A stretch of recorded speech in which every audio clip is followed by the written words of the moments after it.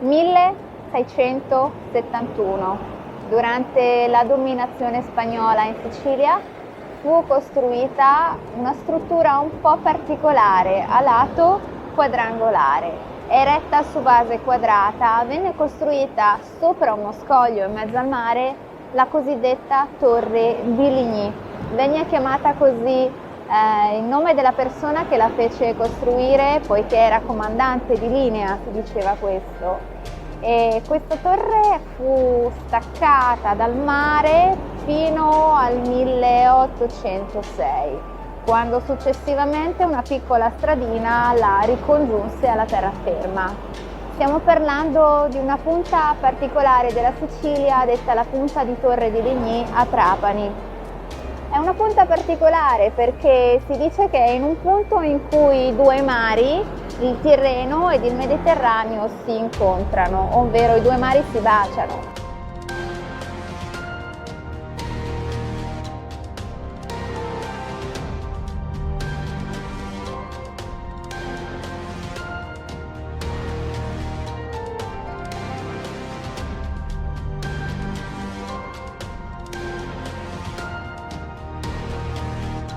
Sappiamo che tutto il mare della Sicilia è chiamato il Mar Tirreno, però nello specifico in questo caso si parla di una punta che unisce due lati di una città chiamata Trapani, dall'antica Drepano. Vediamo nello specifico adesso le caratteristiche simboliche di questa torre.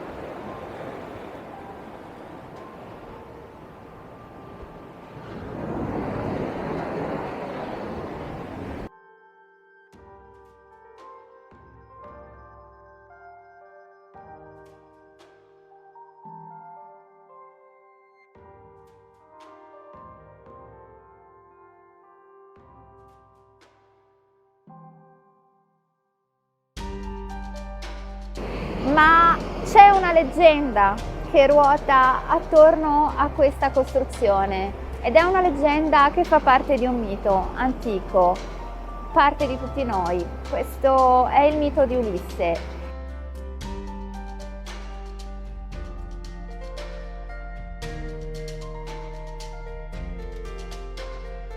Sì, perché si dice che questo scoglio su cui è sorta questa torre, la Torre di Ligny, successivamente unita alla terraferma, fosse uno scoglio allungato che non doveva essere altro che simbolicamente proprio la nave di Ulisse che attraversò il mare.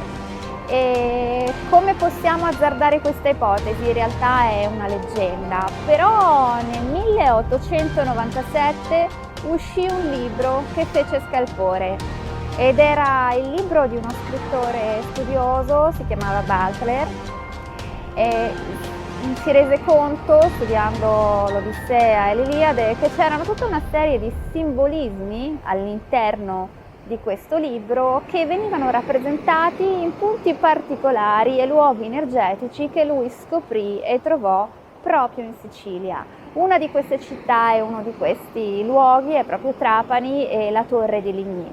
Una di queste ipotesi fu che non venne scritta da Omero, ma che in realtà l'Iliade, l'Odissea, venne scritta da una donna siciliana, una donna che aveva raccontato dei punti e dei luoghi legati alla misteriosa terra di Sicilia.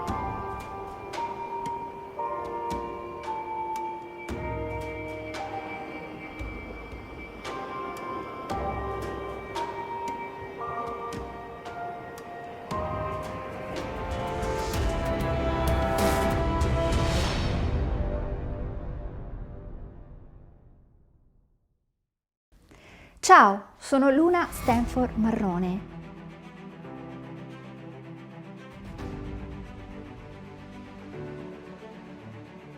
E non sono soltanto una ricercatrice studiosa e appassionata di simbologia, ma sono nata e cresciuta nei simboli.